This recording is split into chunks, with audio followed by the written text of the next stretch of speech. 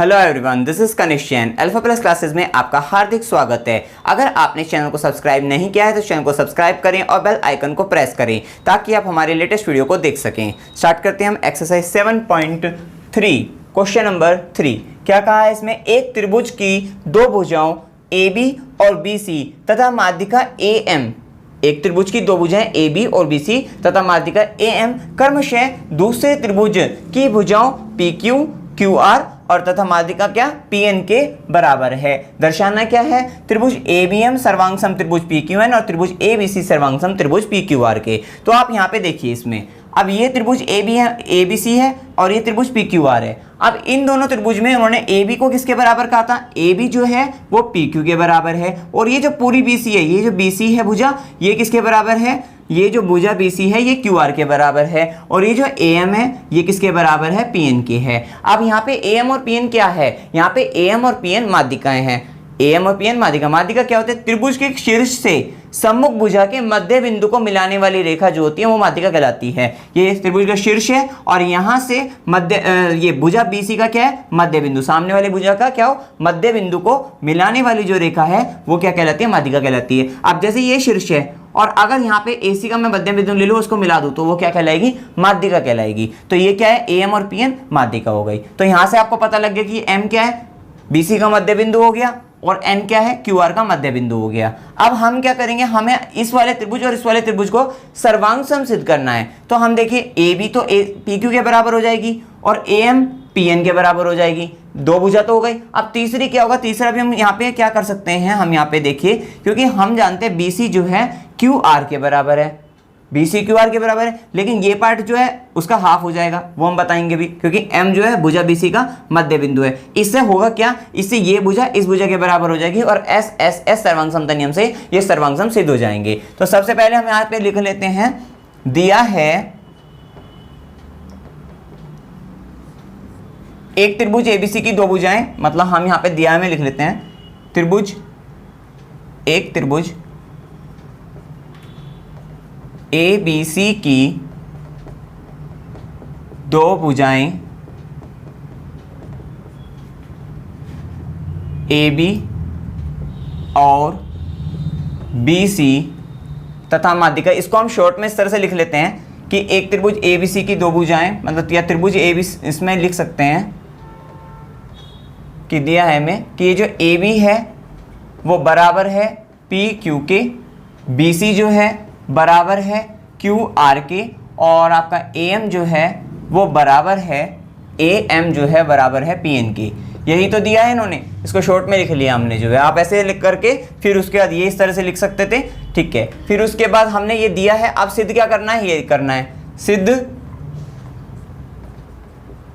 करना है, सिद्ध करना है आपका त्रिभुज ABM सर्वांग सम है त्रिभुज PQN के और आपका दूसरा पार्ट क्या होगा? त्रिभुज ABC सर्वांग सम है त्रिभुज PQR के। प्रमाण प्रूफ देखिए आप किस तरह से करते हैं। तो सबसे पहले हम क्या करेंगे? हम वही वाला काम करेंगे, क्योंकि ये दो भुजा तो बराबर हो गई थी, तीसरी भुजा को बराबर करना था। तो इसके लिए हम सबसे पहले कहेंगे कि जो AM है, चूंकि AM एक माध्यिका है, आप जानते हैं इसमें पहले बोल दिया AM एक माध्यिका है, तो AM माध्यिका होने से क्या होगा? इसलिए क्या होगा? M जो होगा वो क्या होगा? भुजा BC का मध्य बिंदु। M भुजा BC का मध्य बिंदु होगा और जब ये M जो है भुजा BC का मध्य बिंदु है तो इसलिए BM बराबर क्या हो जाएगा? BM बराबर हो जाएगा आपका CM के। BM जो है वो CM के बराबर हो गया। इसको समीकरण आप कह दीजिए 1 कह दीजिए। और इसके साथ साथ हम ये भी कह सकते हैं BM CM के बराबर होगा और बराबर क्या होगा? BC/2, क्योंकि ये BM CM के बराबर है और पूरी BC का क्या होगा? आधा ही तो है भाई, ये आधा भाग ये आधा भाग, क्योंकि M क्या है? भुजा BC का मध्य बिंदु है। और अब इसको कह दीजिए समीकरण 1, ठीक है। अब इसी तरीके से चूंकि AM एक माध्यिका है, इसी तरह से हम यहाँ पे ये भी कह देते हैं, चूंकि PN दूसरे वाले त्रिभुज के लिए भी कह देते हैं सेम, चूंकि PN जो है एक माध्यिका है, इसलिए क्या होगा? इसलिए जो n है वो क्यू आर का क्या है, मध्य बिंदु है। n भुजा क्यू आर का मध्य बिंदु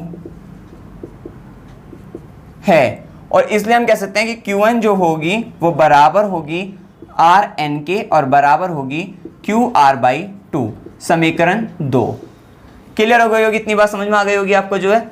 चलिए अब उसके बाद हम क्या करते हैं, अब उसके बाद हम कहते हैं कि भुजा बीसी, भाई पहले दिया ना, दिया है भुजा बीसी बराबर भुजा क्यू आर के, चूंकि दिया है या फिर चूंकि बीसी बराबर है क्यू आर के, ब्रैकेट में दिया है, और अगर मैं हाफ BC 1/2 दोनों से, दोनों तरफ अगर कर दूं 1/2 1/2, तो क्या होगा, अब 1/2 BC बराबर 1/2 QR हो गया।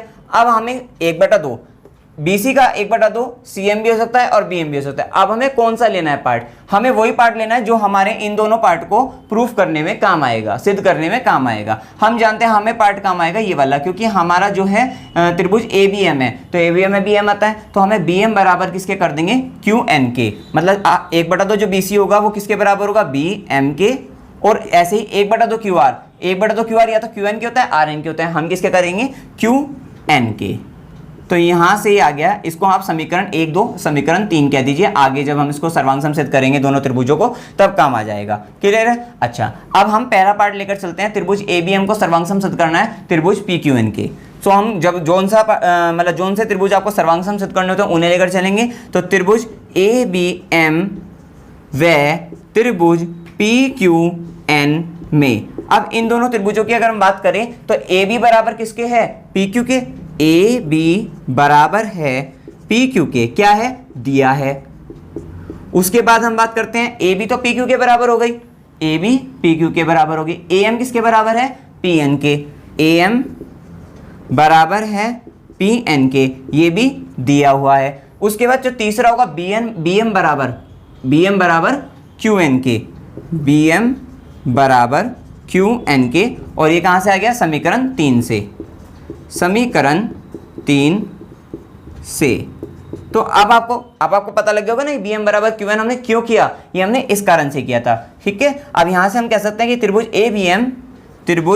ABM सर्वांग सम है त्रिभुज PQN के, और कारण क्या होगा, SSS, क्योंकि सारी क्या भुजा ही थी, तो हम कह सकते हैं SSS सर्वांग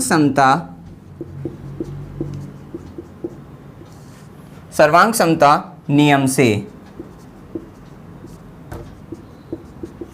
ये दोनों त्रिभुज क्या हो गए, सर्वांग सम हो गए। उसके बाद हम दो त्रिभुज जब सर्वांग सम हो जाते हैं तो उनके संगत भाग बराबर होते हैं। अब यहाँ पे संगत भाग कौन सा बराबर करे जो आगे भी फायदा करेगा हमें जो है, क्योंकि आगे हमें त्रिभुज ABC को त्रिभुज PQR के सर्वांग सम सिद्ध करना है। देखिए अभी हमने संगत भाग बराबर नहीं करे, बताऊंगा क्यों नहीं करे। देखिए पहले सबसे पहले इसको देख लीजिए, जिससे हमें पता लग जाएगा कि हमें कौन से संगत भाग बराबर करने चाहिए। तो देखिए त्रिभुज ABC और PQR, तो AB तो PQ के बराबर हो जाएगा, पूरा BC QR के भी बराबर हो जाएगा, मतलब दो भुजा तो हो गई। अब क्या रह गया यहाँ पर, और तो कुछ नहीं हो सकता क्योंकि AC तो बराबर नहीं है PR के, और यहाँ पे AM वाला भी काम नहीं रहने का। तो अब यहाँ पे अगर मैं एक कोण बराबर कर दूं, मतलब ये वाला, अब देखिए ये वाला जो कोण है, इस कोण के अगर मैं बराबर कर दूं, और ये जो कोण है वो किस में आता है, इन्हीं वाले त्रिभुज में आता है, किसमें, ABM और PQN में। जिससे क्या होगा, अगर मैं इन दोनों कोण के ये भी संगत भागित होंगे इन दोनों त्रिभुज के, ABM और PQN के, अगर मैं इन दोनों कोण को बराबर कर दूं तो यहां से CPCT से हम बराबर भी कर सकते हैं संगत भाग, और आगे हमारा जो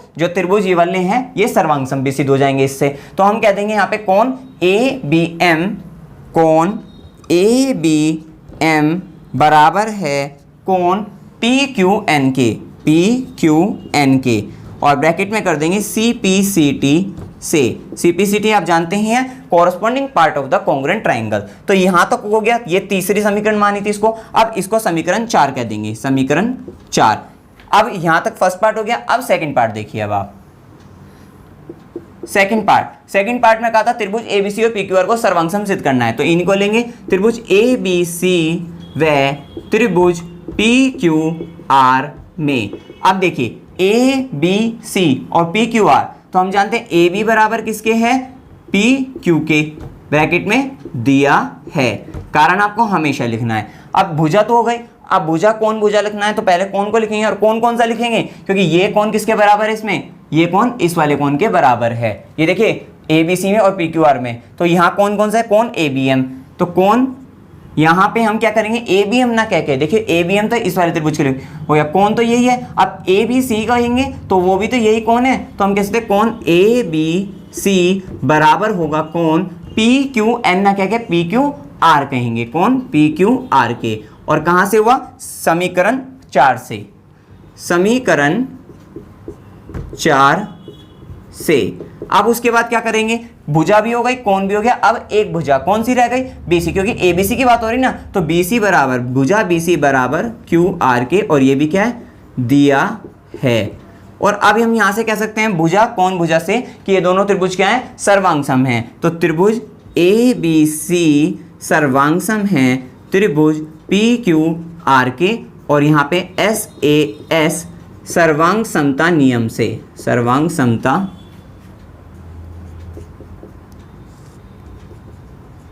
नियम से। तो ये दोनों त्रिभुज क्या हो गए, आपके सर्वांगसम हो गए। यही काम करना था, देखिए ये दोनों त्रिभुज सर्वांगसम कर दिए थे और ये भी त्रिभुज सर्वांगसम कर दिए। त्रिभुज ABC सर्वांगसम हो गया त्रिभुज PQR के। इसमें कोई भी डाउट हो आप कमेंट सेक्शन में पूछ सकते हैं। वीडियो अगर आपको अच्छा लगा वीडियो को लाइक कीजिए, शेयर कीजिए और मेरे चैनल को सब्सक्राइब कीजिए। Thank you very much.